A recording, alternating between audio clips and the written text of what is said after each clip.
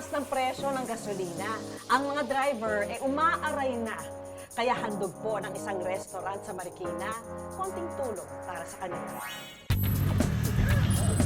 Sa halip na gasolinahan ang pinipilahan, ang ibang mga tsuper daw, sa kalsadang ito sa Marikina City, tumatambay? Ano kaya ang dahilan ng pagdagsa ng mga motorista rito?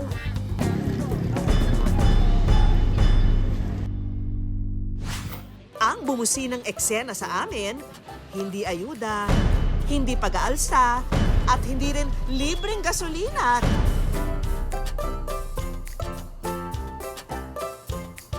Kundi libreng pagkain para sa lahat ng pumapasada.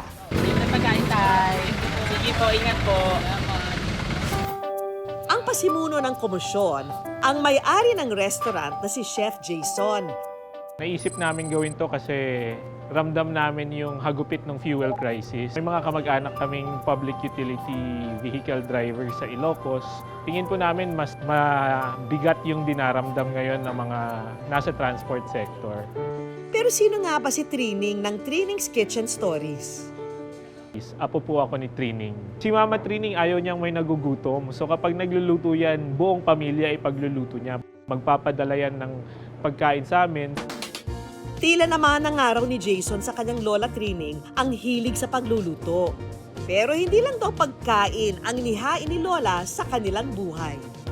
Pati na ang prinsipyo niyang mamahagi ng biyaya sa kapwa.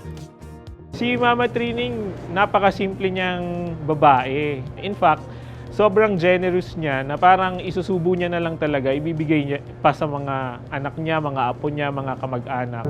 Pero sa kasamaang palad, isa raw si Lola sa mga nasawi noong pandemya dahil sa COVID virus. Para ipagpatuloy ang nasimulan niyang adhikain noong nabubuhay pa.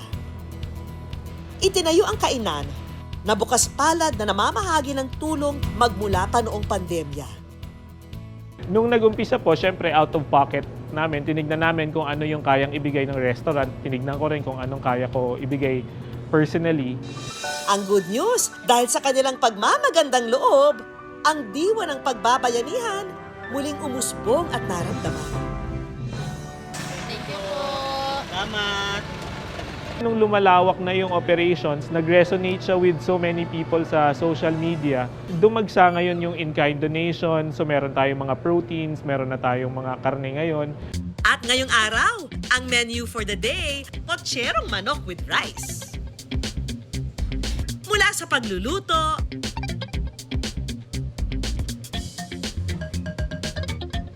hanggang sa pagbabalot ng pagkain. Ang mga staff at volunteer, tulong-tulong. Hindi naman mahirap ang tumulong dahil yung mga maliliit na bagay na pwede natin magawa for other Filipinos ay malaki rin yung magiging impact nito in the long run. Pagpatak ng 3:00 ng hapon, ang mga kapuso nating tsuper, tagsana sa harap ng kainan. Minsan pag may bibiling pa kami na ibang malengke, wala na natitira sa aming kita. Mahal ang gas eh. Halos iyak na nga namin eh. Hindi namin alam paano kukunin yung kita sa isang araw. Napaka-importante sa amin to. Kaya hanggat maaari may ganito, talaga igagrab na namin. Pero teka, kung pagbabayanihan lang din naman ang usapan, sasali ang good news dyan. Ito ang 200 food packs naming handog na personal kong ide-deliver sa resto.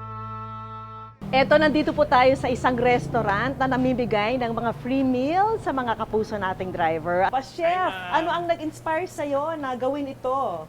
So, nung ginawa namin yung restaurant, we wanted to live by with that cooking philosophy that the Filipino kitchen is built to serve. So, pag may bagyo, ginagawa na po namin ito. Nung pandemic, ginawa na namin ito. Ngayon may bagong crisis sa transport sector, sa fuel crisis na meron. Gagawin po namin to. Ngayon, anong klaseng feedback ang natanggap nyo mula sa mga netizens, sa mga, dito sa ginagawa nyo? Sobrang overwhelming po ng support. Marami pong nagdo-donate. May mga nagdo-donate as high as thousands, pero may mga nagdo-donate din as 17 pesos, 5 pesos. Naku, thank you, Chef. Kami sa Good News, may dala rin kami syempre Thank tulong you po, para sa thank inyo you. na pwede nyo rin ipamigay. Yes, ma'am. Today, magpapamigay raw kayo ng mga free meals. Pwede bang makiusyoso? Sama Yes, ako sa ma'am. inyo. Welcome na welcome po tayo. Aba, sige. Masarap yan, kuya. Oh, kuha ka na. Sarap yan. Hello po. Boss. Hello po, Manong. Ito po. Thank you. Kuya. Ay, kuya. Makatulong man lang. Malaking tulong din po sa amin ang pagkain. Maraming salamat po sa inyo. Kasi mahal na lang gas eh. Munting ano na lang ito. Sana marami pang tao na matulungan ng pagkain. Naway nabusog po namin kayo kahit papano mga kapuso.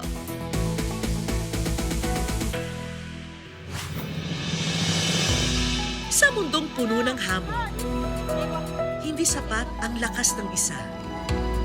Kailangan ang malasakit ng marami. Dahil kung tayo ay nagkakaisa sa layunin, walang krisis ang hindi natin kayang lampasan. Hello po, Manong. Salamat!